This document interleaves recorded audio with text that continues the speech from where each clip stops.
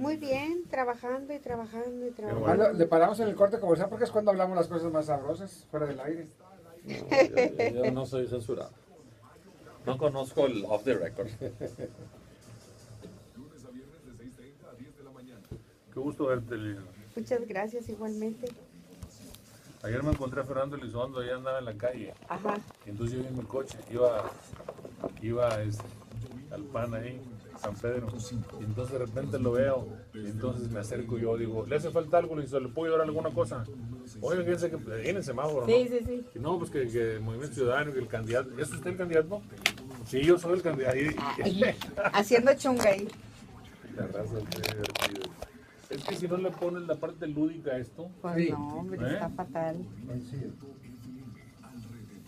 Tiene que ser una muda aquí porque está haciendo. yo luego lo puse en mi Twitter en la mañana cuando me invitaste. Y luego ves los retweets o las menciones que hacen. Hay un grupo bien compacto de activistas, no son siempre los mismos, pero que se recorta, se difunde un poquito ahí, ¿ah? Sí, sí. Vamos a entrar ahí. Vamos adelante. Tema libre. O sea, Está- podemos expresarnos libremente, ¿verdad? ¿Perdón? Expresarnos libremente, ¿verdad? Sí, señor. Como dicen los gringos, at your own risk. Digo, si me vas a hacer que pida un amparo, yo como medio de comunicación me vaya a McAllen, avísame nomás para hablarle al abogado. Hombre, ¿Qué tal? ¿Cómo interesante. están? Muy buenas tardes, bienvenidos y bienvenidas a La Grillotina, como siempre, Mario Gámez saludándolos en vivo esta tarde desde nuestros estudios en esta colonia Mirador Centro de la ciudad de Monterrey, transmitiendo para todo el noreste de la República Mexicana. Gracias por sintonizarnos en las distintas formas, vías, como es radio en el 96.5 de FM, como es internet, dominio.fm, o a través de nuestras aplicaciones para Apple y para Android, a través de las tiendas que pueden adquirir ustedes gratuitamente estas aplicaciones, solamente buscando Dominio Radio. Hoy iniciamos con la grillotina, por supuesto, para hacer un análisis de lo que ha ocurrido el día de ayer hacia el interior del Partido Acción Nacional. Y de hecho ese es justamente el título de este programa, así es que le tengo que poner un título. ¿Qué pasó ayer? ¿Qué pasó en el PAN ayer en la jornada que se vivió buscando definir quién iba a ser el candidato a la gubernatura por este Partido Acción Nacional? Para hablar en esta mesa, a la parte de mis invitados, por supuesto la presencia y la colaboración de todos ustedes con sus opiniones, está conmigo Liliana Flores Benavides. ¿Cómo está, Liliana? Buenas tardes. Muy bien, gracias, muy Bienvenida. buenas tardes. Javier Livas, ¿cómo te va? Muy buenas tardes, Javier. Buenas tardes, gracias Mario por invitarnos. Humberto Treviño Landois, bienvenido. Gracias, Mario. Bueno, pues la pregunta obliga a hacer genérica la primera apertura, Liliana. ¿Cómo viste y cómo sentiste la jornada de ayer del Partido Acción Nacional? Bueno, mira, primeramente en el mismo proceso, yo vi un proceso donde se reprodujeron los mismos esquemas que antes el PAN criticó: acarreos, compras de voto, presiones, etcétera, de una forma tremendamente obvia. Y quiero señalarlo porque es una pena que este partido ahora esté reproduciendo las conductas que ha criticado históricamente. Eso es de entrada. Segundo, vemos que ahora los políticos, pues del plato a la boca se cae la sopa. O sea, Margarita durante 2 años trabajó utilizando recursos públicos para promover su candidatura a la gubernatura, y en el último momento, por una cuestión de que se movieron las alianzas, simple y sencillamente perdió. O sea, ese es otro tema, ¿sí? Y otro tema tiene que ver quién se ha apoderado del Partido Acción Nacional. ¿Cuáles son los grupos, o como algunos los denominan, las mafias internas, inclusive militantes, históricos, las mafias que se mueven adentro de ese partido, que lo han llevado a lo que hoy es? Entonces, el día de ayer, podemos tener lecturas en estos temas y en otros más, pero para mí estos son los 3 prioritarios. Muy bien. Javier Livas. Bueno, pues yo lo que vi, de alguna manera lo anuncié el día previo en mi artículo que escribo semanalmente, diciendo que se iba a crear un efecto de contagio en último minuto a favor de Felipe. Se había venido perfilando durante los últimos días. Creo que Margarita cometió algunos errores muy, muy importantes. Su cambio de look, ¿sí?, que le afectó, a mi juicio. Sobre todo también este cambio que hizo en sus alianzas con el grupo tradicional a través de Gustavo Valdés Madero, era pedir problemas con los otros que dominan el partido. Como todos sabemos, el grupo tradicionalista es ya muy pequeño, es muy reducido, no tiene peso específico electoral, y aliarte con un grupo que no tiene peso, pues es pedir problemas a la hora de la elección. En lo personal estoy, debo decirlo, muy decepcionado, porque yo regresé al partido después de estar 16 años expulsado, y en los 3 años que tengo he podido darme cuenta que realmente no hay manera de componer este asunto, ¿sí? Y ayer para mí fue la demostración.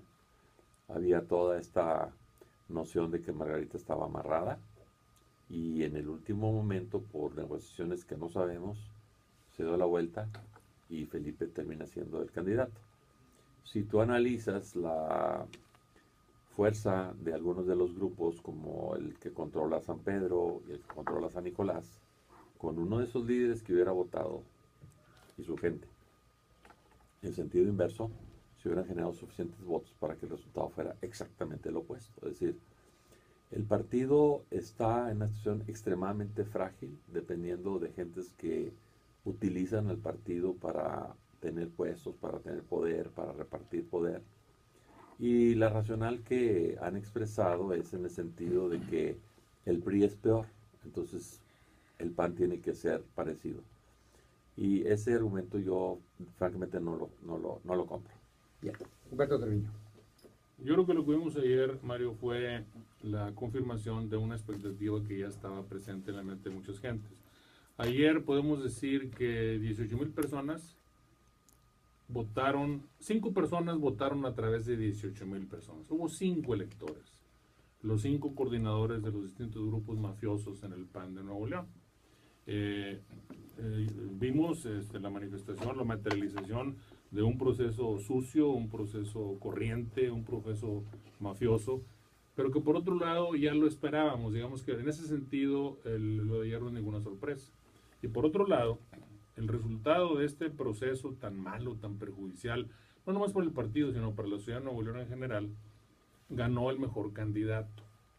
Felipe sin duda era un candidato de perfil muy superior al de Margarita. Margarita tenía muchísimas desventajas, y bueno, ya perdió Margarita, ganó Felipe. Esto abre cierta posibilidad al PAN de cambio. Porque mira, el tema de la corrupción en el PAN no es una corrupción que surja en el PAN mismo. Esta corrupción tiene su origen y sus recursos y su, digamos, flujo que lo hace sobrevivir desde el propio gobierno. O sea, ¿cómo puedes tener panistas corruptos si no tienes una corrupción en el gobierno que les acerca dinero? Entonces, si Felipe toma algunas medidas que haga que esto se elimine, o cuando menos se obstaculice, esto habría que verlo, y creo que no habría que esperar hasta que él tome posición de gobernador si gana la elección. Lo tendríamos que ver pronto, algún indicio, algún gesto, etcétera, para acabar con esto. Digamos que es una noticia buena para el PAN dentro de lo malo de la noticia del proceso. Ahora, con respecto a lo de Margarita, cuando nominan a Ivonne Álvarez, se convierte en una candidata de mala a pésima. Primero, se dio un efecto de sinergia negativa. Una hundió a la otra y la otra hundió a una y se hundieron juntas. Se fueron en caída libre. ¿Por qué? Por las similitudes, por todo lo demás. Entonces se fueron en caída libre y esto lo perjudicó muchísimo a Margarita. ¿Por qué el grupo mafioso decidió cambiar sus apoyos? Que eso fue lo que realmente ocurrió y lo cambió en las últimas semanas. La realidad es de que no sabemos. Lo más fácil es decir es que Felipe le ofreció más que Margarita. No lo descarta, ahí está. Yo no creo en eso. La otra posibilidad es que este grupo mafioso que le interesa ganar las elecciones empezó a perderle confianza al perfil de Margarita porque iba en caída libre. Dijo, oye, no, espérate tantito. Yo necesito tener un perfil que gane, porque si no, pues ¿de dónde saco el flujo para mi corrupción? Y la tercera alternativa, en que yo creo en ella, es que Margarita nunca fue la candidata en firma de ese grupo. De Raúl Grau es imposible, porque Margarita ciertamente cometió algunos errores. Por ejemplo, su coordinador de campaña, Arturo Salinas, pues es una persona que no lo puede ver ni Chefo, ni Gracia, ni ninguno de ellos. Entonces yo creo que ellos siempre tuvieron pensando en la alternativa B, que era Felipe, porque era el que estaba registrado, y porque pues, hay una cierta simpatía de Gracia con Felipe. Entonces, y esto se dio desde el domingo anterior de las elecciones, cuando pierden la candidatura a la diputación local, las dos mejores amigas de Margarita. Pues ese era un indicio de que la cosa venía difícil. Y por otro lado, y es lo último que voy a decir al respecto, la candidatura de Margarita, Mario, era tan débil que ni aún su propia gente confiaba en ella. Porque estas dos muchachas, Iracema, creo que se llama Liz la otra, y el propio Arturo Salinas, optaron por diputaciones locales cuando lo obvio sería que ellos serían colaboradores de gobierno. Entonces tomaron su paracaídas.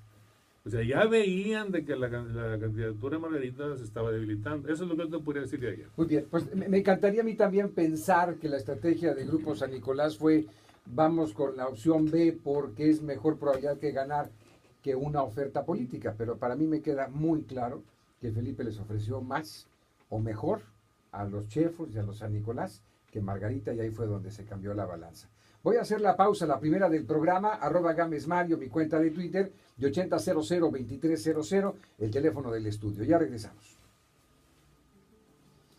Mira, para empezar,